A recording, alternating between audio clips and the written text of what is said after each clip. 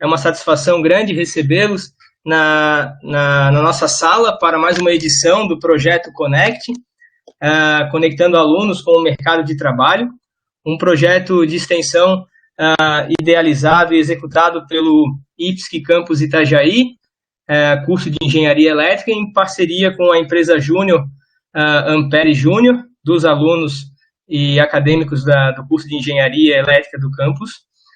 Na noite de hoje, nós vamos receber a engenheira biomédica Mariana Borges Pilot, e vai falar um pouco sobre a engenharia e as suas vertentes em estabelecimentos assistenciais de saúde. A Mariana é formada em engenharia biomédica pela Universidade Federal de Uberlândia, tem pós-graduação em gestão estratégica de pessoas e também uma pós-graduação em engenharia clínica. Atualmente trabalha como supervisora na empresa Dell Tecnologia, e a qual atua, né, na manutenção e na gestão de equipamentos médicos hospitalares em vários estados do Brasil.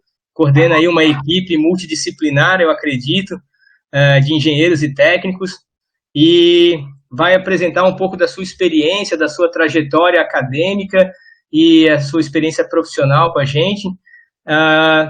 E algo que nós já vínhamos conversando também de forma bem ampla na equipe do projeto, muito importante a contribuição feminina, estimulando uma área que tem aí uma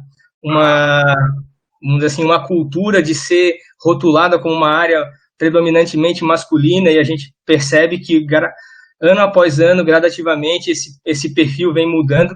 Então, é uma satisfação grande para nós recebê-la.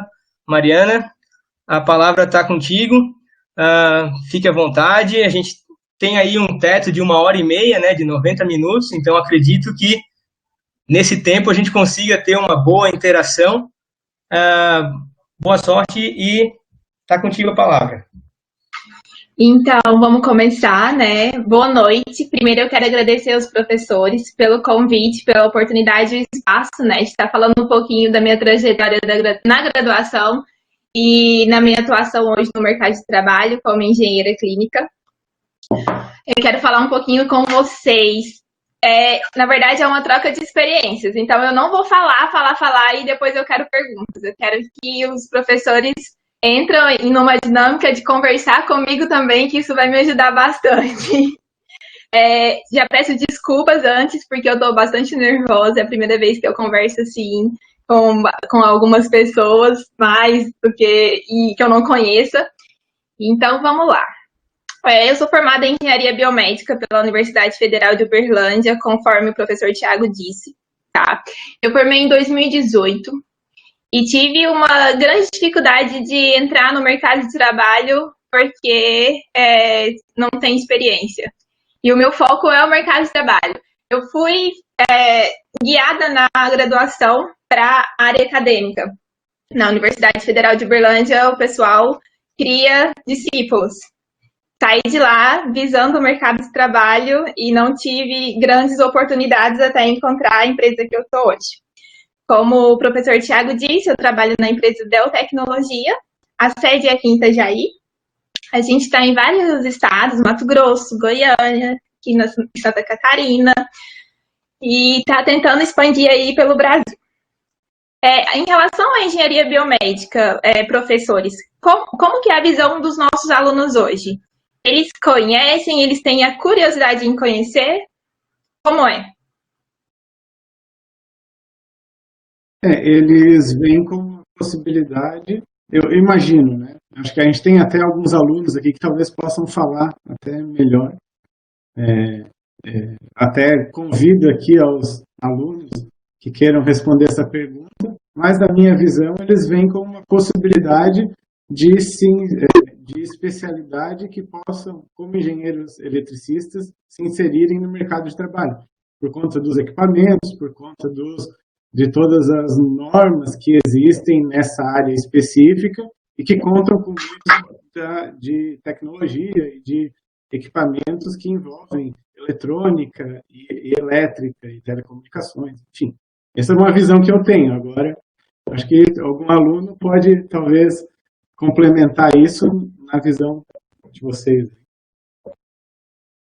Olha, enquanto os alunos estão escrevendo, desculpa, Mariana, mas eu, como alguém que não sou da área da engenharia, não sou um engenheiro, embora seja das ciências exatas e da Terra, mas eu enxergo o que eu enxergo é que hoje a engenharia elétrica, as engenharias, elas estão em tudo, né? Se a gente pensar, a sociedade moderna depende de engenheiros, porque a complexidade hoje e a quantidade de dispositivos que nos assessoram nas nossas rotinas diárias demandam isso, né? Às vezes não diretamente, embora tenha, mas não diretamente na atividade fim, mas assessorando essas atividades. Então, vejo que é um mercado de trabalho em expansão, uma linha de trabalho em expansão. Em expansão, né? Que eu fiquei, só um comentário que eu gostaria de fazer. Particularmente, eu conheço a parte de biomedicina pelo mestrado que eu fiz lá na UFSC, que tinha a parte de biomedicina, aliás, associada à engenharia elétrica, que o pessoal trabalhava a parte de instrumentos, coisa assim, né? Mas eu estava fazendo algumas pesquisas e eu vi que a engenharia biomédica está também relacionado a fazer a organização de todas as questões de planejamento, gestão e tudo isso associado, sabe? Então eu fiquei com... até foi o que eu até coloquei na divulgação disso. Então, será que também não está relacionado à organização de toda essa... Gerenciamento, né? Gerenciamento da medicina ou da organização, planejamento, será que também não está organizado tudo isso? Porque já é conhecido que a engenharia tem a capacidade de organizar múltiplos sistemas pelo N fatores, né? Será que também não está relacionado a isso? Sim. O professor Daniel falou uma palavra, biomedicina. Você lidou com a biomedicina ou com a engenharia biomédica? É que eu procurei pelo termo ali, agora de cabeça eu não me lembro. Isso me fez lembrar muitas vezes que eu procurei emprego, né? Eu ia com o meu currículo de engenharia biomédica, mas o que é engenharia biomédica? Que entra no nosso próximo slide, né? É um curso que surgiu há pouco tempo e é uma interligação da engenharia em prol da medicina, né? Então, junta a área da saúde com a tecnologia. E o pessoal sempre fala assim, mas isso é biomedicina? E a biomedicina é uma parte laboratorial de fármacos, né? Não, isso é engenharia biomédica. E é o nosso slide de agora. O que é a engenharia biomédica? Em quais áreas que eu vou atuar? Por isso que eu perguntei qual que é a visão dos nossos alunos hoje. E eu vejo que o professor Guilherme citou muito no desenvolvimento, né, no projeto de equipamentos médicos ou próteses, por exemplo. Mas e a questão da gestão? E a questão do software? Eles têm essa noção dessa amplicidade da área?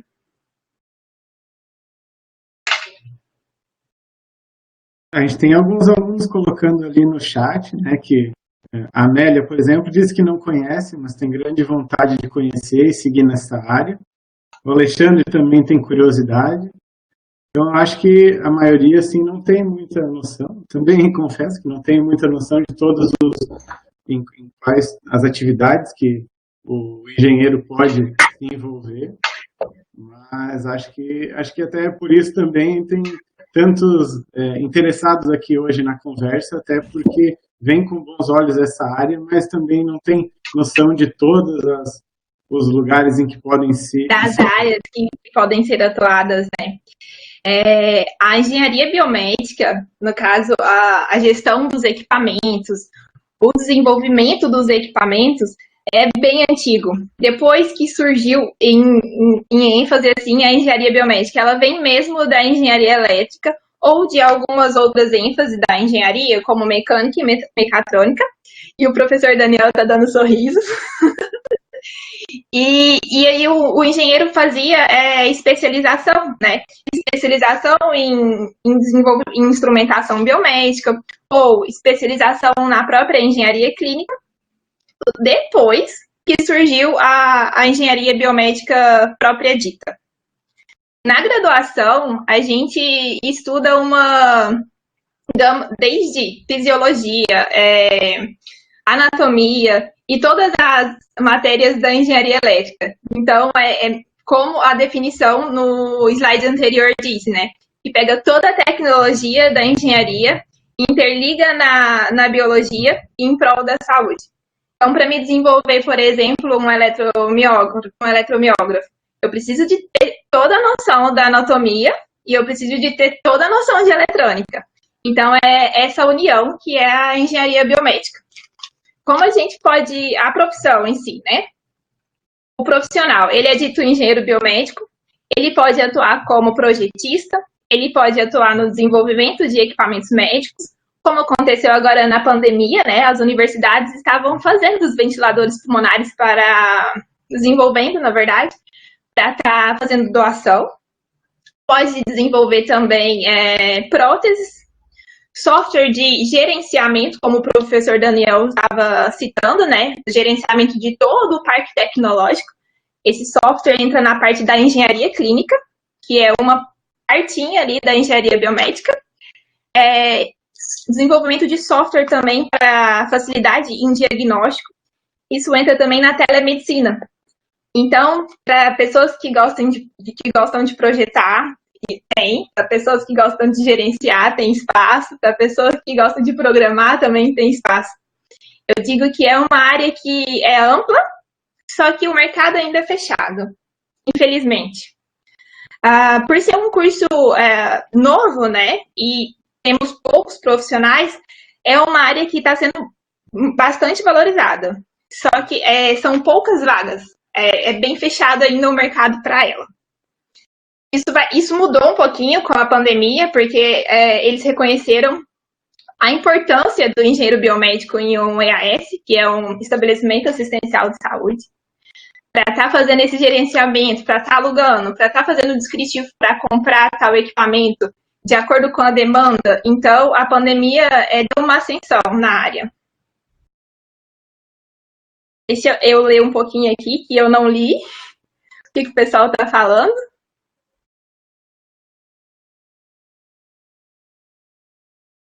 O João disse que a vontade dele era voltada para a medicina veterinária. João, eu recebo muito chamado de veterinários pedindo manutenção no ultrassom, manutenção nos equipamentos da veterinária, tá? E assim, a fisiologia humana está em paralelo ali com a fisiologia animal. Se a gente tem o conhecimento da eletrônica, se a gente tem o conhecimento da anatomia animal, você é capaz de pôr em manutenção um equipamento tranquilo. Mariana, até lembro aqui uma coisa que aconteceu com um conhecido, formado no mesmo curso que eu, que ele tinha uma empresa, né, uma startup, que começou focando em desenvolver um equipamento eletrônico ali para pessoas. E aí eu lembro que na época, assim, trocando uma ideia, me parece que por conta de toda a burocracia, por toda a questão ética, esse equipamento aí que eles estavam desenvolvendo acabou migrando para ser da parte veterinária. Então, hoje acaba sendo uma empresa de tecnologia para pet mesmo. Muito por conta que eu imagino que seja um mercado que seja bastante regulado e tenha bastante questões éticas também envolvidas. Sim, tem toda uma questão de norma, né, envolvida. Professor Guilherme, eu também tinha outra pergunta para fazer em relação à engenharia biomédica em paralelo com os meninos. Eu vi que o entrosamento, né, o engajamento deles é mais voltado para o desenvolvimento. Você sente isso com os seus alunos? A parte de gestão fica um pouco ali meia oculta? Eu acho que talvez isso seja por conta da vivência que a gente tem no curso, né? Muitas vezes a gente acaba tratando mais de projeto e desenvolvimento no curso, eles têm projetos integradores curricularmente durante o curso, e que são projetos que normalmente envolvem a concepção, pesquisa, projeto e desenvolvimento. E a gente daí, naturalmente, acho que acaba tendo uma ideia, nós como engenheiros também, eu incluo nisso, a gente acaba tendo uma visão mais de projeto e, olhando de fora, acaba meio que não identificando todas as outras possibilidades que envolvem a área, né? Sim, às vezes a gente entra na graduação de engenharia querendo projetar e sai de lá um bom gestor, né? Já ouvi muito isso.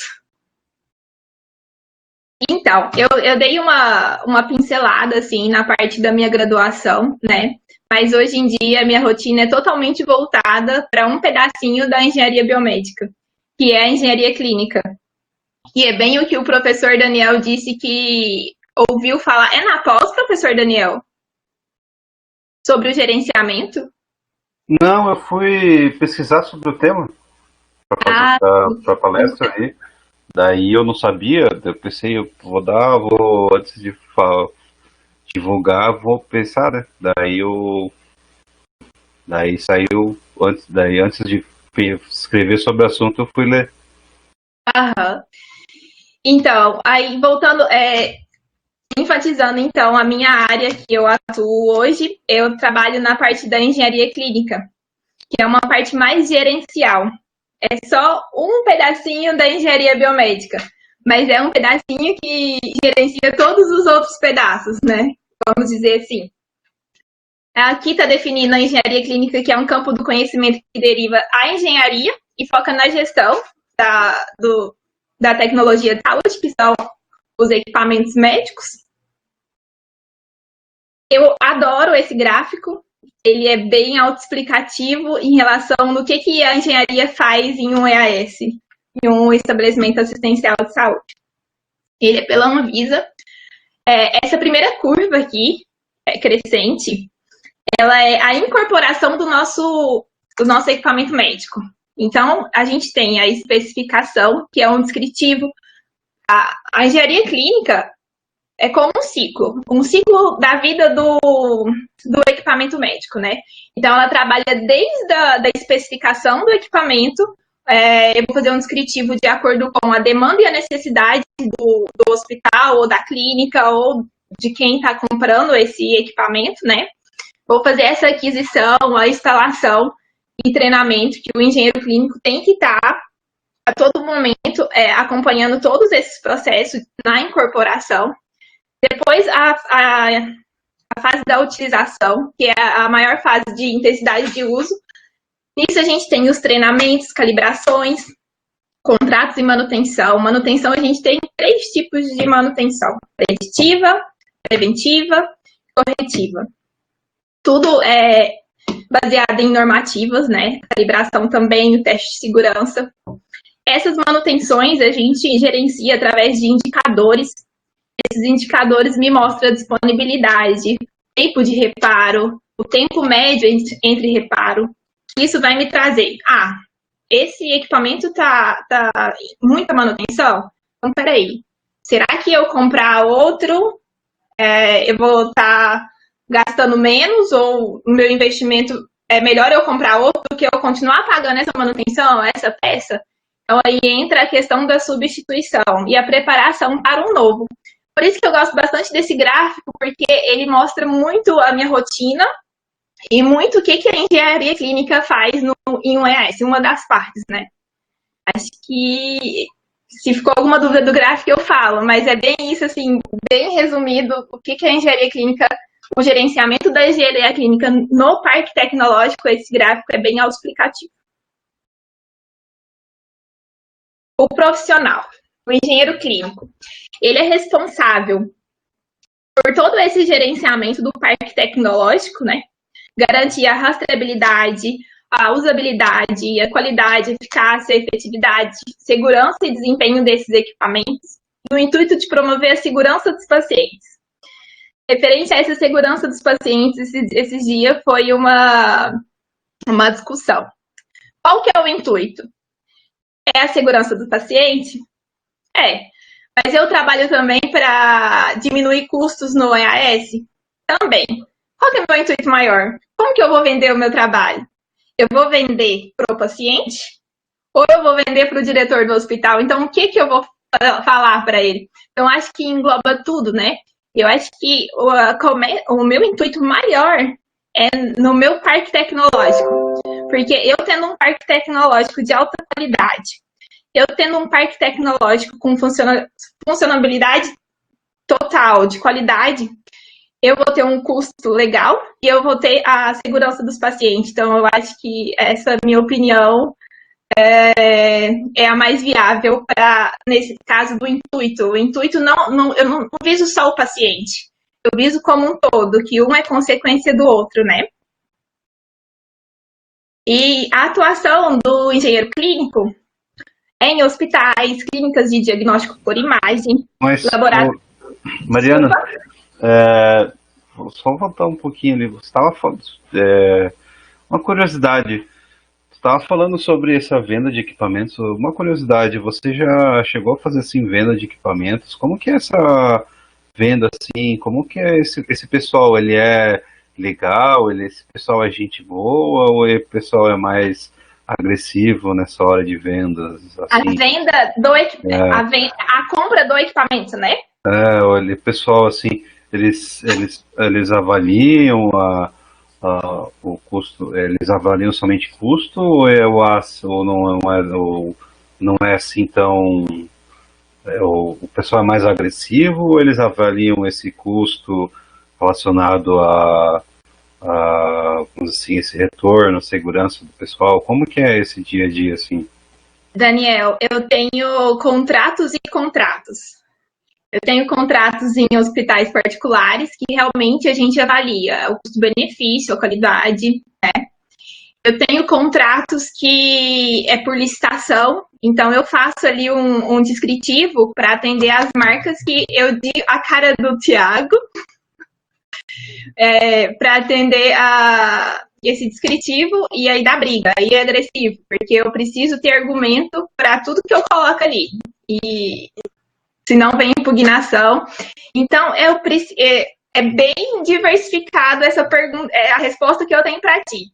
Eu tenho um contrato que, ok, ele visa a qualidade, ele está a fim de pagar o que vier, ele quer o equipamento top. Eu tenho um contrato que é pela prefeitura, que eu preciso fazer um descritivo, e que às vezes o top não vai ganhar. Então, o processo de compra, ele é mesclado, depende muito do meu contrato. E às vezes, então, e às vezes eu também já percebi isso, às vezes as empresas privadas, elas prezam pela qualidade e as públicas pelo custo, né? Exatamente, eu não quis citar público e privado, mas deu para entender. É exatamente assim que acontece. Por isso que a gente faz um trabalho bem aprofundado e detalhado em relação aos descritivos técnicos. A gente sempre tenta fazer da melhor forma possível e colocar marcas boas de qualidade, mas é uma questão que dá bastante dor de cabeça. E o pessoal entra para a briga mesmo. Sim, entendo. Trabalho com licitação desde 2010 e já tive bastante dor de cabeça, um pouco de sucesso, mas muita dor de cabeça com isso. Não é que o setor público preza pelo menor preço, a gente preza pelo melhor custo-benefício ao país. Só que o nosso sistema que foi construído administrativo, jurídico, ele é tão burocrático que ele acaba tendo um efeito contrário ao esperado, né? A gente acaba, ele se torna problemático. Mas não é o foco, a minha pergunta não seria nesse sentido. Acho que eu comecei a pensar nessa questão no slide anterior, mas o próximo slide eu acho que vai fazer o gancho para a minha pergunta, Mariana. Quando falou aqui do engenheiro clínico, quando falou das áreas, eu percebo que existe esse foco, que eu acredito que é o seu foco de atuação, voltado para os hospitais, clínicas de saúde, a parte da área da saúde, que está mais diretamente relacionado com o bem-estar da pessoa, né? Com questão de vida ou morte, com questão de sobrevivência, e que seria mais ou menos na linha dos softwares críticos, que a gente já teve uma aula aqui, né? Uma palestra. O avião não pode cair também, né? O software não pode dar não pode dar bug no voo.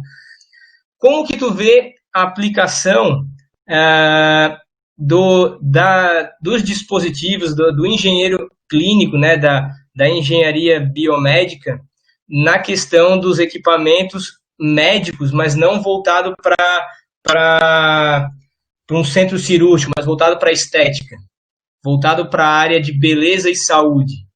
Existe também essa demanda, esse mercado também é um mercado que o engenheiro clínico atua? Sim, o engenheiro clínico pode atuar, só que na minha rotina hoje não existe, tá? Então, se existe a demanda, eu acredito que esse pessoal da parte da estética, por não ter normas, eles não buscam uma coisa registrada ou algo baseado na engenharia clínica com normativa. Então, eles pegam uma assistência técnica. E é uma questão que às vezes, clínicas pecam. E aí, quando a vigilância liga, eu estou indo visitar a sua clínica, aí liga pra gente. Vem aqui, faz uma calibração e me dá um laudo. Não, mas espera aí. Eu não vou dar um laudo de um mês. Eu preciso acompanhar a vida, eu preciso acompanhar o desenvolvimento, como que está esse equipamento. Posso te dar um laudo, né? Já aconteceu. E o pessoal pega muito assistência técnica. E engenharia clínica é uma coisa, assistência técnica é outra. E as pessoas se confundem. Porque, às vezes, as clínicas só prezam por, meu equipamento parou, eu vou fazer uma corretiva. Isso é engenharia clínica? Não. Isso é uma assistência técnica e eu não recomendo. Eu queria só comentar ali, retomando aquilo que o Thiago tinha colocado antes, naquela questão ali das licitações, do custo-benefício. Eu acho que aí a gente até pode chamar até atenção sobre também a importância do conhecimento técnico, né, do profissional que você trabalha aí, porque conseguir fazer uma licitação em que quem compra aí não vai sair no prejuízo por conta da qualidade, passa muito em definir bem as especificações, conhecer bem o funcionamento, né, detalhado de cada equipamento, para daí talvez conseguir fazer uma boa descrição e conseguir uma boa compra na licitação. Então, aí acho que aí passa até, isso é uma das coisas que valoriza também o profissional, né? Diferencia o engenheiro clínico que conhece tecnicamente com o que trabalha, do que alguém que simplesmente vai escrever ali uma licitação. E já aconteceu, assim, tô trazendo tudo da minha rotina, tá, pessoal? Já aconteceu de uma enfermeira, por exemplo, fazer um descritivo de alguma coisa, sem embasamento tecnológico nenhum, sabe?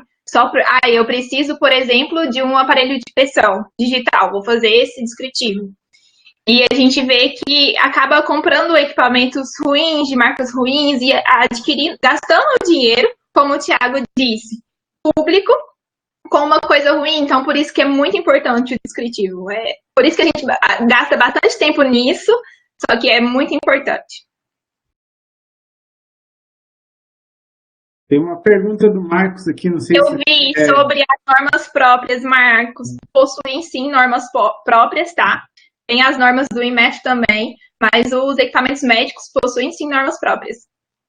Se vocês quiserem, no final eu passei o meu e-mail, eu tenho bastante material para disponibilizar. Eu já fiz até uma pastinha, a gente pode zipar e disponibilizar para vocês, tá? Com algumas normas, apostilas e alguns artigos também. E como eu estava falando, né, na atuação, eu acho que é esse o slide, né, o Thiago, que você comentou. Hospitais, clínicas de diagnóstico por imagem. Aqui eu só citei alguns, mas eu posso também trabalhar numa clínica de estética, se resolverem me contratar. E aí entra as empresas terceirizadas, né, que é o caso da Dell, por exemplo. Eles terceirizam a engenharia clínica e a gente, como prestador de serviço de engenharia clínica, vai lá e faz todo esse gerenciamento. A consultoria especialista, especializada, desculpa, essa consultoria entra muito, Daniel e Guilherme, os descritivos que a gente estava conversando, uma consultoria, uma assessoria, tipo, eu vou abrir uma clínica com 3 salas, o que eu preciso? Vai ser para pequenas cirurgias? Tudo isso tem norma, tá? Tipo, é para pequenas cirurgias, então eu preciso disso, eu preciso de uma parede de anestesia, tudo bem dimensionado. As funções do engenheiro clínico. Eu acho que o Thiago ou o Guilherme comentou, acho que foi o Thiago, comentou que a minha área é mais voltada para as unidades de saúde, para manutenção. Esse primeiro tópico aqui das funções, eu acho que ele resume tudo que eu disse, né? Que é participar do processo de aquisição dos equipamentos, treinar os funcionários, fazer a gestão do parque tecnológico. Essa gestão do parque tecnológico entra o quê? Auditoria, o gerenciamento de riscos, informatização dos processos, adequação das normas, que é o que o Marcos me comentou, né? Tanto da Anvisa, da ABNT, que são as mais importantes, mas existem outras funções do engenheiro clínico, que é o gerenciamento de resíduos sólidos da instituição, planejar e definir e executar as questões financeiras do hospital, fazer a análise crítica dos contratos dos clientes, exemplo, comodato. Eu tenho uma bomba de fusão em comodato, eu não vou fazer a manutenção dela, mas eu tenho que fazer o gerenciamento. Ela está com problema, então eu vou ligar lá para a empresa de comodato, fazer todo esse gerenciamento desse equipamento médico. Realizar a gestão da infraestrutura e também a gente trabalha na segurança do trabalho. Por que eu enfatizei muito o primeiro tópico? Hoje, a maioria dos meus contratos é voltado para o primeiro tópico. Porque eu tenho vários contratos que eu vou 2 vezes na semana ou eu atendo de forma esporádica, né? Então, esses outros pontos, que é o gerenciamento de resíduos, a questão dos comodatos, é para um contrato que eu estou lá todo dia. Então, eu faço a engenharia clínica de forma completa. Não só o parque tecnológico, mas eu vou ver custos do hospital, eu vou ver infraestrutura, eu vou ver rede de gases, eu vou ficar lá todo dia. Eu tenho contratos assim, mas hoje não é... a maioria dos meus contratos não são assim. Deixa eu ver. A Amélia falou para me acalmar um pouco. Ô, Mariana, quando fala de parque tecnológico, você falou várias vezes, só para eu ver se eu entendi. Seria em relação. Parque tecnológico seria o quê? O Os relacionamento equipamentos médicos. de todos os equipamentos médicos. Aí é meu parque tecnológico. Desculpa, às vezes eu falo assim, eu não. Não, mas faz parte, toda área tem as seus Os termos, né? Marcos, os medidores de pressão, eu tenho uma certa aversão, tá? Porque a questão de medir a pressão, tudo vai de acordo com o diâmetro, por exemplo, do braço da pessoa e tudo mais. Então, eu tenho uma certa aversão, desculpa, a esses medidores de pressão de farmácia, aqueles de pulso, sabe? Eu prefiro mesmo a moda antiga, o esfigmomanômetro aneroide. Agora, os oxímetros, tá voltando para a função, quem voltou? Os oxímetros e o glicosímetro, eu nunca tive nenhuma reclamação, mas os medidores de pressão, sim. Bom, pessoal, a minha visão geral, assim, do que eu faço, eu passei um pouquinho da minha graduação também. Para finalizar a minha fala, eu estou aberta a perguntas. Eu queria falar para vocês aproveitarem, tá? Esse espaço que os professores estão disponibilizando para vocês, porque eu comentei isso no início com o Guilherme, eu acho que também quando ele fez o convite, eu falei com ele, eu não tive a oportunidade disso, então eu bati muita cabeça depois que eu saí da graduação para o mercado de trabalho. Ainda bem que eu encontrei pessoas que acreditaram em mim, e hoje eu faço e exerço minha função, e eu sou apaixonada no que eu faço, só que é bastante difícil. Então, tipo, quem gosta do mercado de trabalho, se engaja nesse projeto aí e boa sorte.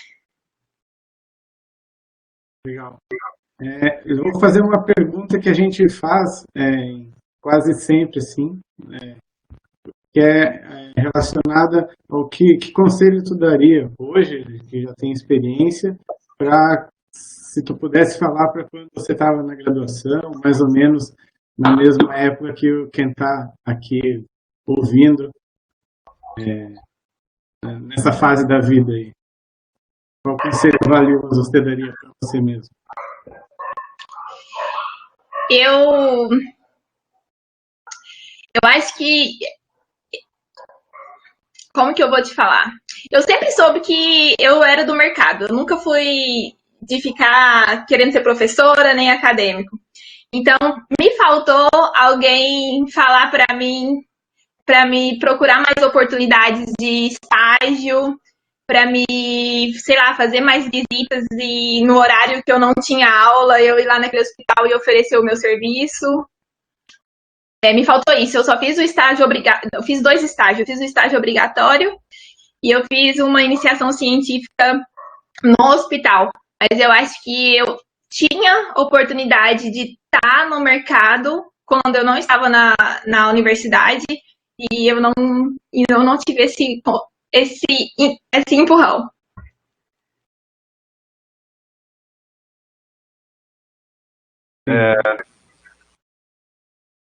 Pode falar, Daniel. Não, eu só ia comentar também, a graduação tem, ela é dividida em algumas partes, né? Uma das partes é a parte profissionalizante, são matérias que elas tentam promover a parte de carreira, né? Uma delas é a que você comentou, que são os estágios, obrigatório e não obrigatório. Mas uma que o pessoal às vezes desdenha e odeia, mas que na minha opinião é a mais importante, é o TCC. Porque o TCC é a oportunidade que você tem também de exercer a sua profissão, sabe? Um Sim. TCC bem planejado é a oportunidade de você realmente exercer um serviço, sabe? Então também é algo interessante. Você pode prestar um serviço para uma empresa, Isso. pode prestar um serviço para um local, com auxílio da escola, com auxílio de professores, com todo um auxílio técnico, você tem um período de 1 ano para você exercer um trabalho. Você pode começar do zero, algo que tem um período de 1 ano para aprender, sabe? Então, eu acho que também o TCC é o período de uma oportunidade para você aprender. Como você pode contar para a gente como foi também nesse contexto, comentar também como foi o seu TCC? Sim, aham. Você falando aí, eu iria concordar contigo. Na minha graduação, eu tinha. Foram matérias que me marcaram. Instrumentação biomédica 1, que eu era apaixonada, que a gente desenvolvia bengalinha com sensor, tudo, e eu era apaixonada nisso. Instrumentação biomédica 1 e instrumentação biomédica 2. Então a gente dava tanto ênfase em projetar, em desenvolver, e eu tinha engenharia clínica 1 e 2. Eu odiava a matéria de engenharia clínica 1 e 2, que eu falava, meu Deus, mas pra que onde que eu vou usar essa ISO? Onde que eu vou usar essa norma? Não, nem quero ir nessa aula. Aí, quando eu fui fazer o meu TCC, eu fiz baseado nos indicadores que eu falei das manutenções, né? Então, eu estudei tanto engenharia clínica para o meu TCC, eu estudei tanto indicador, eu procurei saber de software e daí. Aí eu apaixonei pela área e hoje eu atuo na área que eu desenhava. Mas isso acontece bastante. A gente às vezes não gostar de uma área na graduação e depois começa a trabalhar e tem que aprender na marra e acaba gostando. Sim. Então, essa fase do TCC, inclusive outro conselho que eu vou dar também para os alunos, essa fase do TCC e a gente fica muito nervoso, né? É 1 ano escrevendo, e chega no final os professores nunca tá bom. Arruma isso, você vai lá e arruma. Arruma isso, você vai lá e arruma. Mas chega no dia, assim, você arrumou tanto, você corrigiu tanto, que vai sem medo, gente, que é só alegria. Não precisa ter medo, porque você sabe aquilo de A a Z. É isso aí. Tá. Eu ia perguntar a respeito do engenheiro eletricista mesmo, que é onde que você vê que ele pode se inserir nessa área biomédica e quais os diferenciais que talvez uma pessoa que venha com esse background de eletricidade possa ter para trabalhar nessa área. Olha, o meu diretor, ele é engenheiro eletricista, com pós-graduação em engenharia química. O cara é super inteligente. E eu acho que o profissional, o engenheiro eletricista, ele vai vir com uma gama de eletrônica que o engenheiro biomédico, ele vê mais superficial. Isso vai ajudar bastante, porque a eletrônica, para a gente entender, não para a gente fazer manutenção, mas para a gente entender o que está acontecendo e o funcionamento dos equipamentos é essencial. Tanto que eu falo, se eu também deveria ter tido o conselho, faça a engenharia elétrica e depois faça a especialização em engenharia clínica. Eu teria um mercado bem mais amplo, um mercado aberto, e exerceria o que eu gosto.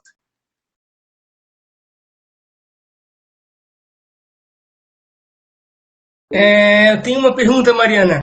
Como é que eu vou explicar? No nosso curso, quando a gente elaborou o curso de engenharia elétrica, uma das coisas que nós pensávamos era justamente em ter esse caráter mais multidisciplinar, não fugir um pouco da hegemonia que tínhamos nas graduações tradicionais de engenharia, né? Elétrica, principalmente. Tanto que o professor Guilherme já comentou, a gente tem disciplinas de projetos integradores, que visam estimular o aluno de forma prática a desenvolver tecnologia, ter projetos de desenvolvimento tecnológico. Nesse sentido, a gente também tem, assim, no nosso curso, cadeiras, né, disciplinas voltadas tanto para iniciação científica e formação científica, que é importante e é uma linha que é tradicional no nosso país, mas a gente também tem disciplinas da área de empreendedorismo, de associativismo, de organizações sociais. Então, tu teve essa experiência, tu teve essa formação na tua graduação, como que tu enxerga essa necessidade para um engenheiro que muitas vezes está muito focado na lógica, na matemática, no algoritmo, na programação, e de repente ele tem que ir para um mercado de trabalho, ser um gestor de empresa? O que tu poderia explanar sobre isso? Na minha graduação de engenharia, eu não tive a oportunidade de fazer esse tipo de matéria. Mas antes da engenharia biomédica, eu iniciei o curso de física médica. E lá eu tive a oportunidade de fazer empreendedorismo. Eu acho, além de interessante, essencial. Porque a gente tem uma visão de pessoas, a gente consegue enxergar o próximo. Tanto o empreendedorismo como a gestão de pessoas. Porque todo mundo que for sair da graduação pro mercado e não tiver essa visão, e não ter essa visão de gestão de pessoas, vai sofrer e vai bater a cabeça. Por isso que eu acho que as universidades hoje, ou fazer um projeto, um programa, e além de matérias, tá? E preparar os alunos para isso. Porque é uma questão também que bate muita cabeça. Eu acho que a segunda batida de cabeça é lidar com as pessoas. A gente sai da engenharia só pensando em prova, passando noite estudando circuitos 2, eletromag 2, e não preocupa em enxergar o que o próximo pensa de ti. Eu sofri muito com isso.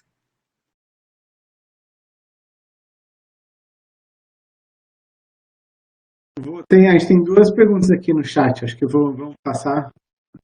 Uma é do Bernardo, e ele diz que nossa graduação também tem uma parte bem grande de eletrônica.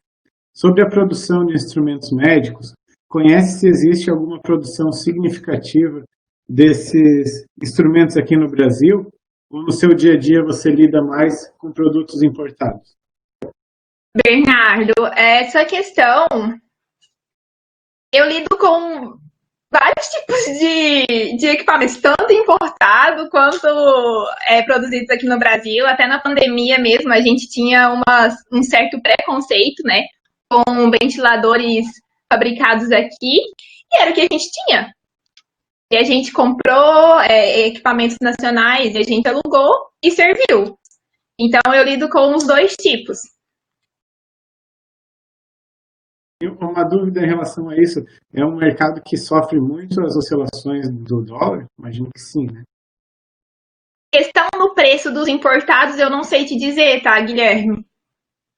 Porque na questão de preço, a gente tem noção em relação aos que a gente compra de licitação, né? Então, para organizações privadas, a gente dá o descritivo e daí eles que negociam. A Amélia fez uma pergunta aqui sobre qual a maior carência em equipamentos voltados para a área médica. Nesse ano, eu acho que era de respiradores, né? Meu Deus, com certeza. Ventilador, nesse ano, ventilador pulmonar, bomba de difusão e monitor. Os outros anos mais normais. Mas eu acho que no geral, vai depender bastante do meu estabelecimento, né?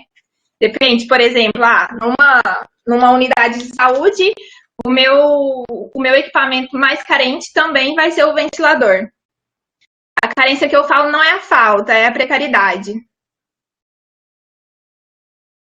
Por conta do custo? Sim, é um equipamento caro. E aí eles compram, às vezes, quem faz esse descritivo licita um equipamento que não é bom, daí tem muita manutenção corretiva, daí não tem uma engenharia clínica para estar falando que precisa ser trocado, e aí é um ciclo. Agora, no começo da pandemia, a gente recebia pelo WhatsApp, projetinho aqui, respirador por R$3.000. Mas imagina que um respirador desses, ele seja caro justamente porque tem que passar por diversas certificações e regulamentos. Tem toda uma normativa atrás, certificados, né? Teve alguma coisa Vanessa, né? Esqueci o nome, mas o pessoal fez aí para o Covid, eu acho que é cápsula Vanessa, alguma coisa assim. Eles inventaram cada coisa que, olha, não recomendo. Opa, boa noite. Primeiro eu quero agradecer em nome da Ampere Júnior pela apresentação. Eu acho que é um tema muito interessante que os alunos, pela experiência com os nossos professores, da formação deles, nós tínhamos bastante interesse nesse tema. Eu tenho uma pergunta com relação à pandemia. Em que setores e como vocês atuaram nesse contexto? Assim? Eu acho bem interessante entender porque a gente vê muito de notícias sobre novas tecnologias e tudo mais, e a gente, principalmente nesse contexto, a gente teve mais interesse em saber um pouco mais sobre isso e tudo mais, porque nós vimos que muitas universidades e empresas trabalharam em projetos para desenvolver tecnologias ou até para fazer manutenções, né? Porque teve toda essa demanda. O Gustavo, né? Isso. Gustavo, é o seguinte, a nossa empresa, com a pandemia, abriu um mercado de aluguéis. A gente não alugava, a gente exercia só a engenharia clínica mesmo. O aluguel está embasado na engenharia clínica, porém a gente não tinha essa demanda. Então, com a pandemia, eu acho que o gap nosso foi os aluguéis. A gente alugou equipamentos em Santa Catarina, Mato Grosso, a gente tem mais de 250 equipamentos alugados hoje no Brasil. Claro que as manutenções aumentaram, tá? Mas nos nossos contratos. Mas o nosso gap e a Biotecnologia trabalhou em ênfase nos aluguéis.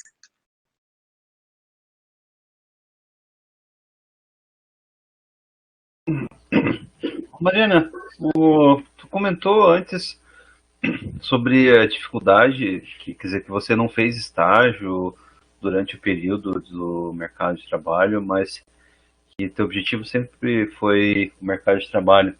Como que foi teu início que você conseguiu trabalhar, então? Pode comentar pra gente esse teu início? Foi bem engraçado. Eu acabei a minha graduação em 2018, metade de 2018. E aí eu casei casei e vim para Santa Catarina. Aí eu apresentei meu TCC em dezembro e fiquei desempregada 6 meses. Mandei currículo para a Dell, mandei currículo para várias empresas de engenharia clínica na região, inclusive a Dell, só que eu não tive retorno da Dell. Mandei currículo também para os hospitais aqui, Unimed, Marieta. Marieta falava, mas o que é engenharia clínica? O que é ser formado? O que é engenharia biomédica? Aí eu explicar para o pessoal do Marieta o que era engenharia biomédica e o que era engenharia clínica. O pessoal da Unimed também. E depois eu falei assim, eu preciso trabalhar e eu não tô tendo campo nem nada, né? Vou tentar mais uma vez. Aí eu mandei uma mensagem no celular da empresa que tava lá no site, sabe? Olha, já mandei meu currículo, mas eu não tive retorno.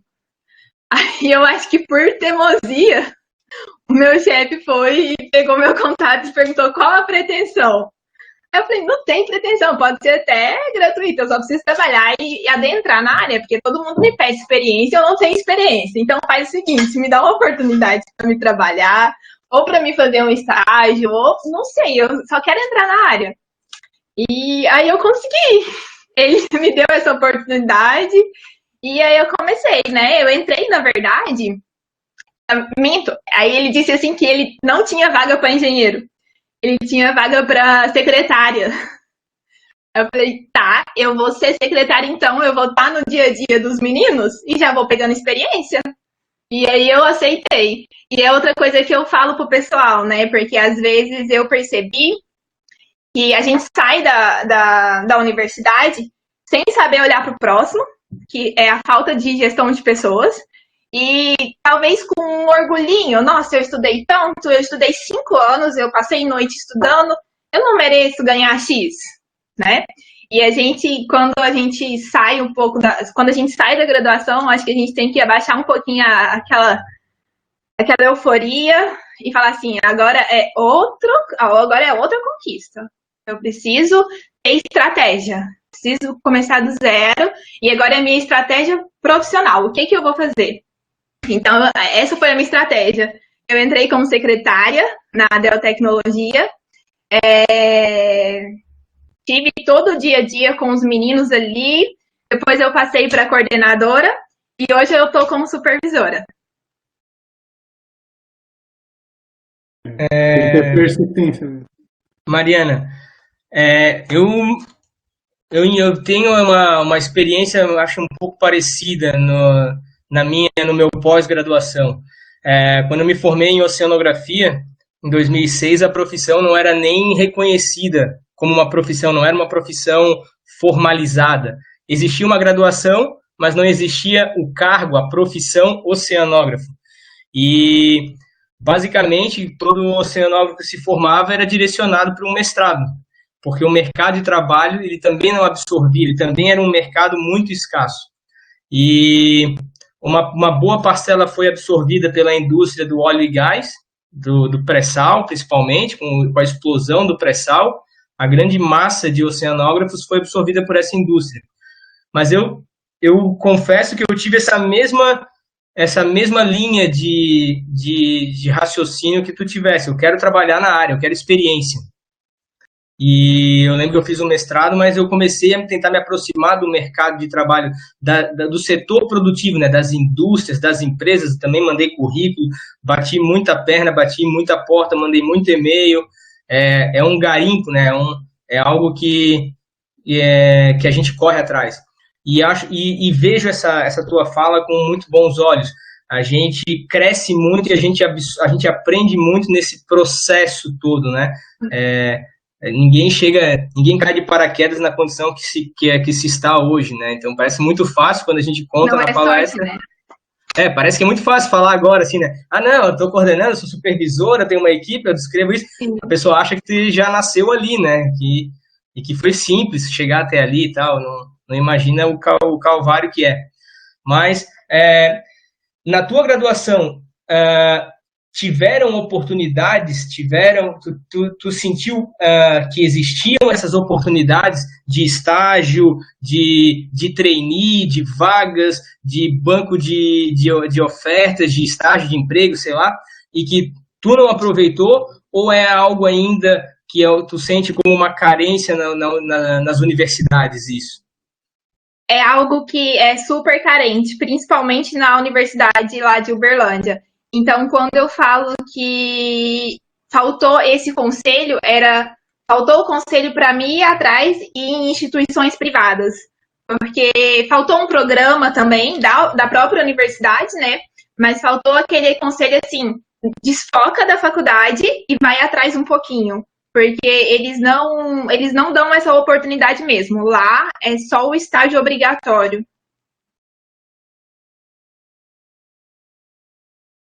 Legal. Eu tenho uma pergunta em relação ao momento. Assim. A gente está vivendo um momento de transformação digital, a gente trabalha alguns temas de indústria 4.0, já teve gente que veio falar de indústria 4.0 aqui também. Queria ver qual a tua percepção em relação a essa transformação digital na área em que tu atua.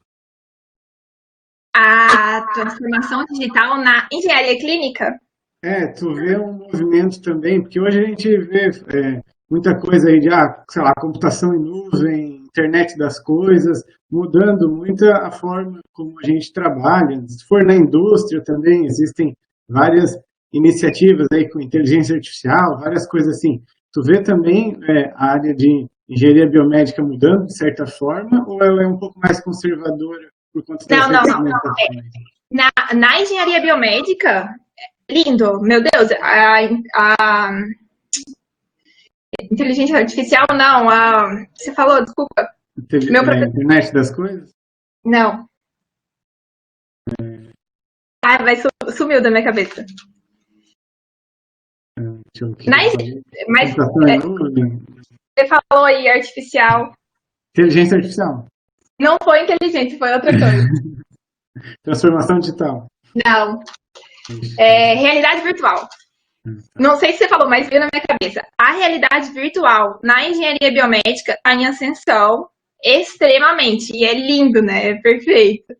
Eu já tive algumas oportunidades de estar vendo e estudando.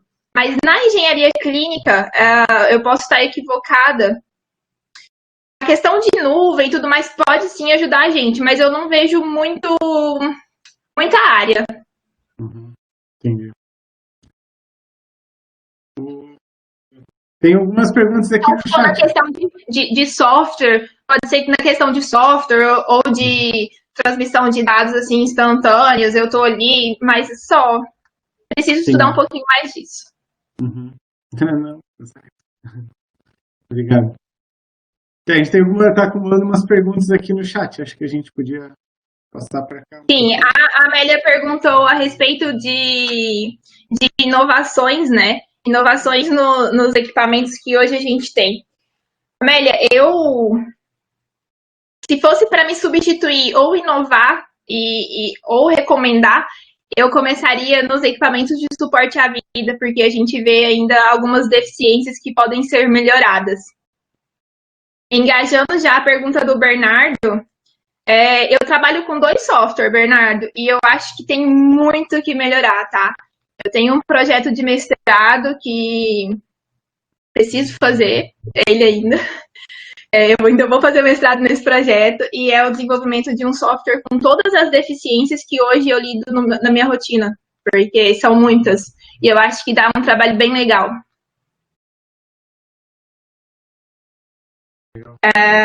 Tem outra da Amélia, né? No meu ponto de vista. Amélia, existe uma carência enorme de tecnologia na parte odontológica. Tanto uma carência tecnológica, como também uma carência de cuidado. A parte odontológica hoje tem alguns contratos que a gente atende os equipamentos odontológicos e assim, faz dó.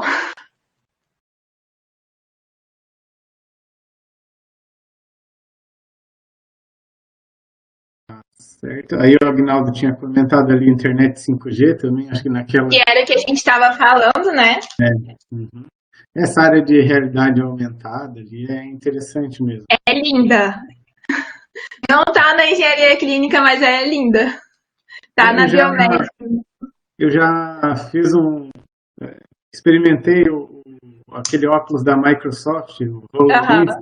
Aí tinha uma demo ali que era um coração, tu botava e... É lindo, né? Meu Deus, ai, é muito lindo.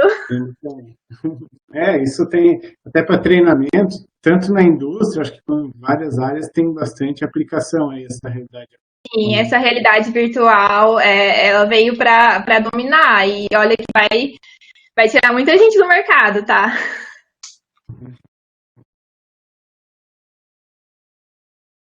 Acho que a gente... Mais alguma pergunta aí, pessoal? A gente vai se encaminhando aqui. Passamos já da nossa hora de vista. Pessoal digitando aí no chat.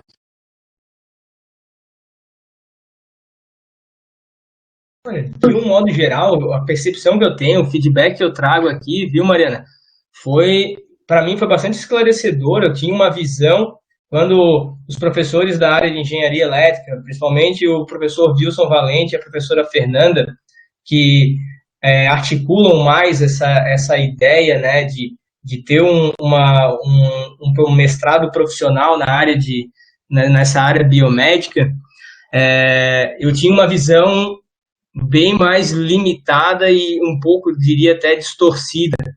E, ao meu ver, tu trouxesse um esclarecimento bem amplo, assim, as possibilidades existe ainda uma visão restritiva do que é essa área, né? Acho que a maioria das pessoas ainda subestima o que é a engenharia biomédica, né? Como uma área produtiva. Ela é uma área transdisciplinar, né? Ela relaciona duas grandes áreas clássicas e muito importantes. Talvez quando vem uma novidade, tu também mexe com o status quo, né? Tu começa a aumentar a pressão sobre aqueles profissionais e aquelas profissões clássicas, né? Então tu aumenta a concorrência, gera um certo nível de insegurança, tem todo esse efeito, né? E agora, mais do que nunca, tenho aí uma visão muito proativa aí, viu, Guilherme? Já vou dar a letra para ti, de que é uma possibilidade bastante real nossa aí começar a pensar nessa verticalização da engenharia elétrica. Eu acho que ficou mais claro ali também a gestão e planejamento, não só que biomedicina não só se reflete em você desenvolver instrumentação, mas você fazer o planejamento, a organização e especificação, você desenvolver os softwares e toda essa... que existe uma demanda relacionada a isso, né? Que isso é muito importante, que é necessário um engenheiro de biomedicina que tenha conhecimento sobre isso, que há uma demanda relacionada a isso, né? Isso que acho que é o que fica mais ou menos de entendimento, né? Sim. Abriu o leque de atividades que, pelo menos que eu tinha conhecimento, mas tem muito mais coisas e é interessante mesmo. Acho que existe essa possibilidade e a gente pode trabalhar, e ainda mais com a pandemia, eu acho que acaba criando uma demanda que talvez antes não fosse a mesma e que daqui para frente pode ser que aumente ainda mais.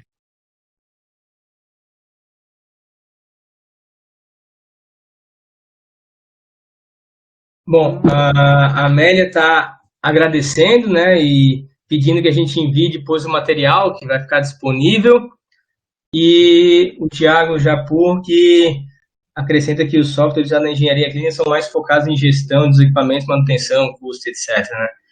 Acho que isso que o Thiago respondeu foi por conta da pergunta ali do Bernardo antes, ó, que ele botou. Porque ele disse sobre questões hospitalares, né? Isso. Bernardo, as carências que a gente vê E é como o Thiago disse, o software não é de gestão do hospital, é só do parque tecnológico. O Thiago lida com isso diariamente comigo. A segurança de dados é uma delas, a extração desses dados também. Posso citar também a falta de uma qualidade, por exemplo, da telemedicina agregada no software, sabe? Eu quero trabalhar muito isso no meu projeto de pesquisa, para eu estar podendo, por exemplo, estar transmitindo dados ou exames através de um sistema de gestão.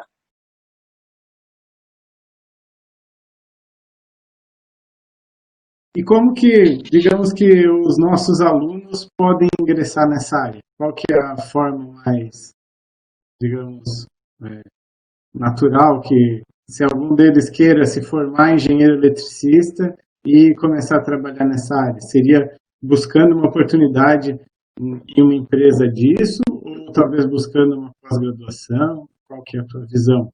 A pós-graduação ela vai agregar, né? Porque é importante o profissional ter a especialização em engenharia clínica, principalmente que está saindo de uma área que ele não tem nenhum, na verdade, conhecimento do que é um gerenciamento e tudo mais. Eles podem procurar o mercado de trabalho também, que vai ser complicado porque vai exigir experiência. Porém, eu acredito que se engajando, como o Thiago, por exemplo, ele entrou como estágio obrigatório, eu vou até parabenizar o Thiago aqui na frente de todos. Ele entrou como estagiário, né, e na estágio obrigatório. E hoje ele está lá com a gente, a cada dia aprendendo mais e mais e mais. E é um excelente profissional. Então, ele saiu da elétrica, ele já está adquirindo essa visão geral da engenharia clínica, né? Só que eu oriento ele, eu acho que quase todos os dias. Thiago, vamos fazer a pós em engenharia clínica, porque tem necessidade. E para aqueles alunos também que o enfoque é em desenvolvimento e em instrumentação, procura uma especialização.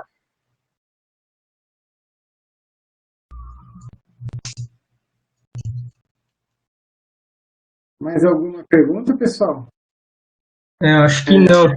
O Daniel já... você vai falar? Pode. O Daniel já disponibilizou ali o link no chat, pessoal. Então, a todos todos os alunos que tenham interesse em obter a certificação, né, o certificado de participação e alocação de horas, né, e validação de horas da curricularização da extensão, preencham, então, acessem o link, preencham o formulário, manifestem também o seu feedback, a sua opinião sobre a palestra de hoje.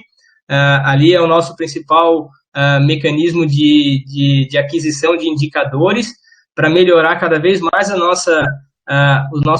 nossos eventos, as nossas palestras. Acho que em nome da equipe do Projeto Connect, a gente agradece aí a nossa convidada, a Mariana, que veio expor aí a sua experiência profissional, falar um pouco da empresa em que está atuando, da área da biomedicina, da engenharia biomédica e das possibilidades que essa área representa para uma gama enorme de profissionais, incluindo os engenheiros eletricistas. Então, foi um prazer grande recebê-la, Mariana. Espero que tenha sido proveitoso esse momento, essa conversa para você também. E certamente nossos alunos não só vão ter aí um bom feedback, vão abrir bastante a cabeça deles, com certeza, esclareceu muitas coisas, a gente vê pela interação no chat, foi uma contribuição muito relevante, muito significativa para o nosso projeto. E acho, né, Guilherme, não sei, Guilherme, Daniel, me ajudem, mas acho que é a primeira mulher que está participando, né, como palestrante, né, como convidada, e que isso se torne mais comum aí no projeto, né? A gente precisa ampliar aí a representatividade feminina, não só na engenharia elétrica, mas também nas ações que a gente promove, né, cara? Então... E fica também o convite para, assim que voltarmos à normalidade, para ir lá conhecer nossas alunas e alunos, e também a estrutura do campus, né? Sim, com certeza. Eu já iria pedir o convite, porque o meu intuito é fazer parte da pós-graduação. Sim, não Eu só lá quero conhecer, Mesmo antes da pós-graduação, aí fica.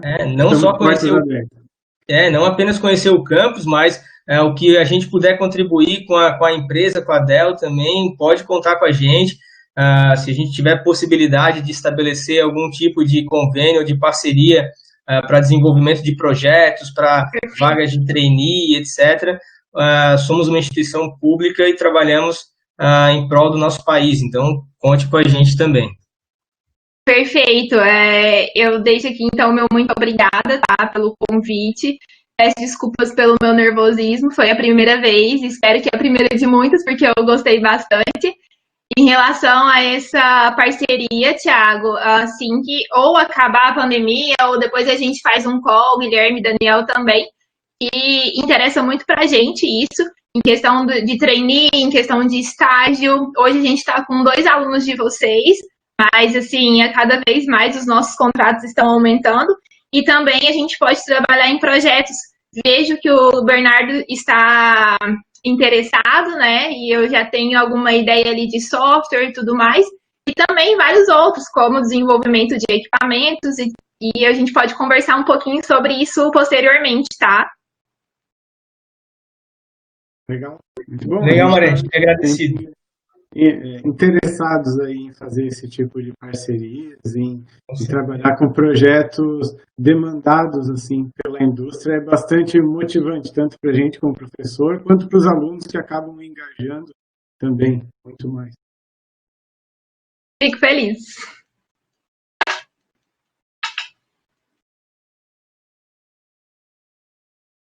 Então, pessoal, acho que era isso. Eu vou parar a gravação. Obrigado por acompanharem mais uma edição aí do Projeto Connect, um projeto de extensão que visa conectar os alunos com o mercado de trabalho. Na noite de hoje recebemos a convidada Mariana Borges, falando sobre a área da engenharia biomédica e as suas experiências profissionais e de atuação profissional. Aguardamos vocês na próxima edição, estejam desde já convidados. Fiquem bem, fiquem seguros, tenham todo um excelente final de quinta-feira. Obrigado mais uma vez, Mariana, meus colegas de projeto e de instituto, e até aí a próxima edição. Valeu, galera, um forte abraço. Tchau.